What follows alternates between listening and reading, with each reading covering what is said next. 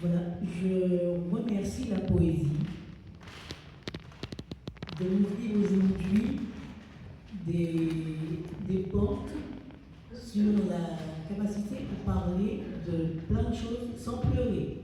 Vous vous rendez compte?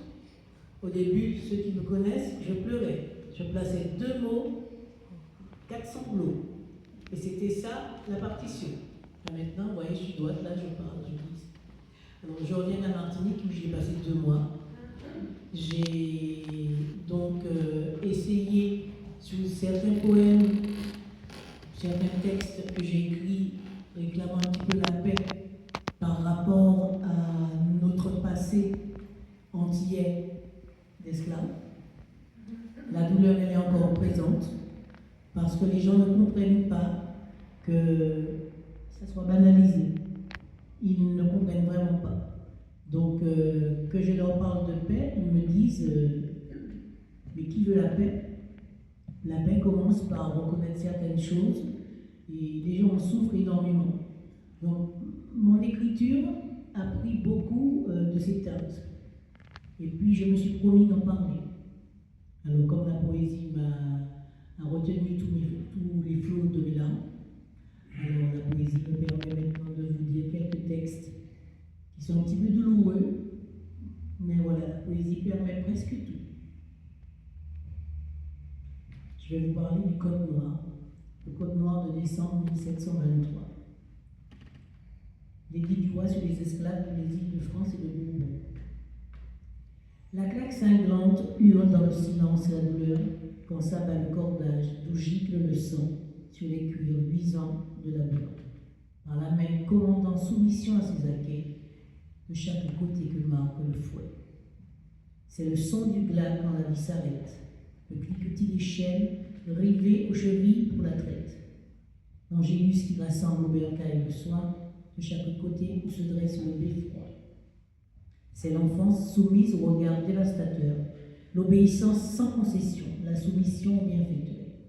Les petites mains à souhait corvéables, acquises à la scélérate bourgeoisie et aux notables, nous empiffrons des restes de leurs festins sous les tables, de chaque côté du rang, clean, lanterne ou candélabre.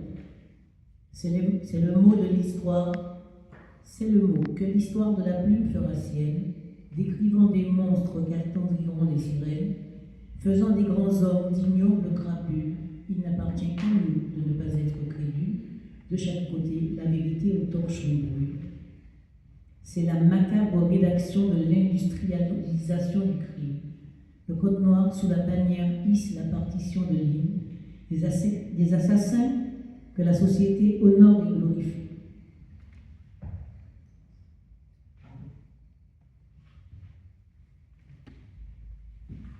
Qui enfante le mal que l'on glorifie, qui légifère une idéologie de légitimation de la traite négrière, condamnée à n'être que l'esclave de ses frères, qui charrie dans leur calme par centaines de milliers, des non-vies enchaînées, des fuites non autorisées, des non-libertés déshumanisées, des siècles de barbarie, broyeurs d'humanité, des hurlements qui montent dans le silence à terre la censure, des lambeaux de chair noyés au large des nuits sans lune, des ossements blanchis aux barrières de corail, l'océan de silence gronde le bruit des corps roulés au profond de Dayad.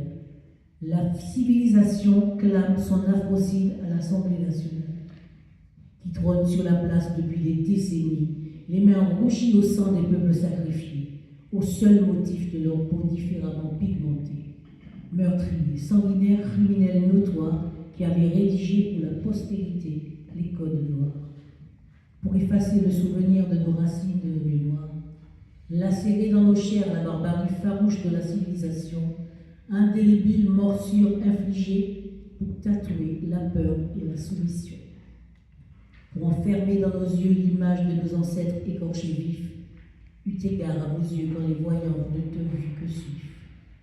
Désignation d'une altérité, d'une couleur à mettre sous les fers, contribuant à son extinction par la terreur à vivre l'enfer, pour fabriquer une Afrique à votre image, lieu de déportation de milliers d'Africains pris en otage, justifiant l'injustifiable, légitimant l'inégitimable, de chaque côté du globe, de la barbarie, vous êtes l'exemple, de chaque côté du globe monte la colère qui offre.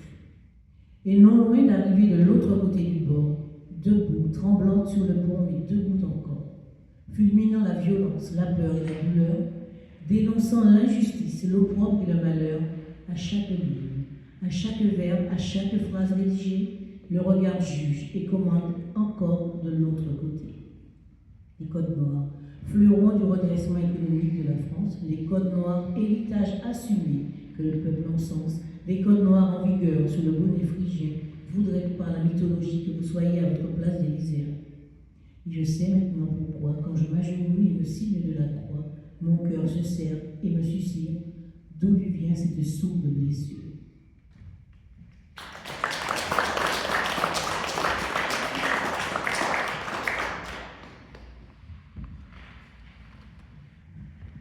Il y a un projet qui va bientôt voir le jour début 2027. Au Trocadéro, ils vont ériger une stèle, un gros monument sur lequel seront gravés les noms des esclaves affranchis. Alors, l'association qui a heureusement porté ce projet depuis un bon moment, qui verra bientôt le jour, a donné un lien que l'on pouvait suivre pour voir si nous avions des membres de notre famille inscrits sur les prochaines tables qui seront au Trocadéro. Par curiosité, je suis antillaise, donc j'y suis allée. Ça m'a fait très drôle. J'ai vu mon arrière-grand-mère. C'est pas très drôle. Ça m'a fait. Pourtant, je sais que je suis antillaise, pourtant, je sais d'où je viens, pourtant, je connais l'histoire, mais de voir, de constater que mon arrière-grand-mère, il y a ma mère, ma grand-mère, et mon arrière-grand-mère est inscrite sur cette table en tant qu'affranchi. Donc, qui dit affranchi, dit esclave. C'est très très douloureux, ça m'a fait vraiment très très très drôle. Et donc, j'ai pris ma plume et je me suis dit, je m'étais promise d'écrire à mes ancêtres, alors je vais écrire un petit texte. Je voudrais vous offrir un poème parfumé à la douceur d'un regard au soleil couchant, à la saveur du silence et de la paix partagée, à la langueur de l'onde sur la nuit tombée. Je voudrais vous savoir quand le jour descend, reposer au berceau de l'humanité simplement, écoutant dans le lointain murmurer les mots qui glisseront au doux courant des flots, accompagnés du timbre clair des clapotis qui raviront de leur saveur le débit. Je voudrais, sur cette lourde immensité qu'éclairent des milliards de milliers de scintillements lunaires, qui volent toutes de la première aux plus brillantes étoiles par la pureté et la douceur de vos regards ou voiles. Je voudrais que soit prononcé le pardon pour vos vies injustement volées. Je voudrais que s'expriment dans un sursaut d'humanité les regrets sincères qui apaiseront vos âmes martyrisées. Je voudrais entendre à chaque bruissement d'aile vos soupirs monter en volute vers le ciel, vos sourires éclairés de constellations la toile, vos larmes charriées au large la voile, gonflées au vent de blessures oubliées et que s'enracinant nous la paix retrouvée.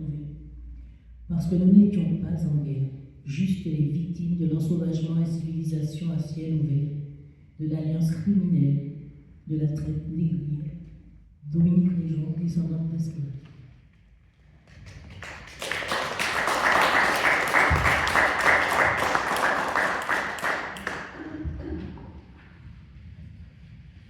Pendant 20 ans, j'ai œuvré dans les services périscolaires d'une ville que je ne vais pas citer. Il y a une petite fille que j'ai eue toute petite, que j'ai suivie parce que nous étions liés, elle était antillaise. Donc je l'ai vue pendant longtemps, elle a grandi, jolie, prometteuse, enfin les gamelles, tout le monde. Et puis un jour, j'ai vu un avis de recherche, j'ai vu son nom et je n'ai pas compris. Alors j'ai écrit un texte parce que c'était trop douloureux. La poésie me permet de pencher tout ce qui me fait mal. Le texte s'intitule Prends bien soin d'elle. On a tous chanté avec joie, l'école est finie.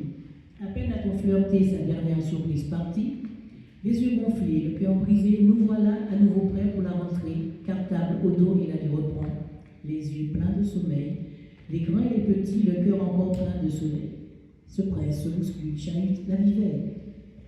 L'école maternelle résonne de cris et de pleurs, les petits qui crient « maman » et les papas pleurent en cachette de voir couler les yeux des mamans. Douce rengaine, passage obligé, instant émouvant. Toute petite, blottie au creux des bras, elle pleure doucement. Je m'approche avec le sourire et tendrement, je regarde la douceur, sanglotant, mêlant leurs larmes, je caresse la toute petite main, je lui souris et je lui dis, comme c'est bon les bras de maman, je lui tends un mouchoir et comme si nous étions les meilleurs amis, je tends les miens, elle pose son trésor tout contre mon sein. Elle ne quitte pas des yeux sa maman qui se mouche, elle sanglote, le pouce rivé dans sa bouche. J'esquisse une plaisanterie sur le maquillage qui s'aquarelle. Elle rit, embrasse sa poupée et dit « Prends bien soin d'elle ». Nous étions devenus des amis. Et la petite grandissait, douce, fine, pétillante, accourant tous les matins dans mes bras, les siens chargés à Noël, à Pâques, à mon anniversaire, au sien, de tout ce qu'elle pouvait lester sa maman, ou les miens. L'école élémentaire, le collège, le lycée, enfin la vie. Et puis, je vois ta photo dans les médias et on dit, on te cherche partout, on demande qui t'a vu. Nous sommes inquiets, j'ai peur, reviens. Où es-tu? Ne laisse pas la nuit éteindre la lumière de tes yeux et le froid gercer ce beau sourire qui nous rend heureux. Ni ta peau d'ébène douce comme la soie, tu n'es pas comme les fleurs de la petite Ida. Tu peux seulement jouer, danser, t'épanouir comme elle, mais pas faner avec le lever du jour. Reviens, ma belle.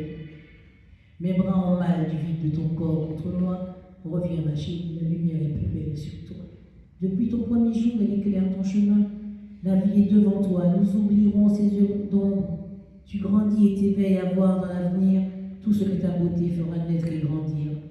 Nous sommes à l'aube de tes 18 ans, reviens s'il te plaît, on est là, on t'attend. Il y a des étoiles dans tes yeux et des fleurs à cueillir. Ton écart d'aujourd'hui n'est plus qu'un souvenir. Reviens, c'est toujours qu'ils reviennent accueillir les enfants. Toute la famille t'attend. Tu n'as que 18 ans. Nous avons peur. Où es-tu? Ce n'est pas mal. Un coureur matinal dit avoir vu un corps sous un pont. Non, ce n'est pas ta place, il fait froid dehors sous les ponts. Rentre, ma chérie, ta maman t'attend, il fait chaud à la maison. C'est un cauchemar. Demain il fera jour, tu reprendras les cours, tu souriras à la vie qui t'ouvre grand ses bras et le bonheur du jour. Il fera jour demain, tu reprendras de la fac le chemin. À quand notre prochaine rencontre littéraire pour débattre toutes les deux et croiser les fers? Nous déclamerons les faits divertissants des mots, en vers, en prose, en rime sur tous les tableaux. Nous dirons la douceur de rire, de vivre et d'aimer. Nous offrirons aux yeux tristes des yeux étoilés. Nous conjurerons le sort et rendrons ineffables tous les mots qui rendront la littérature effroyable. Et les yeux levés, maman regarde vers la voûte céleste, l'étoile filante passer derrière la fenêtre. Elle a vu la lumière de tes yeux briller dans le lointain, elle a ouvert les battants et pris son envol au matin.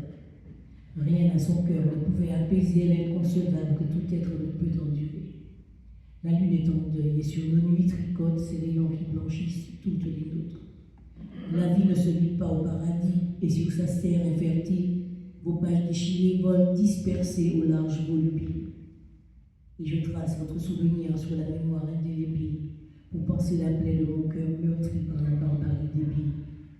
Tu es à ses côtés et nous sommes ici-bas. Prends bien soin d'elle, nous ne vous oublierons pas.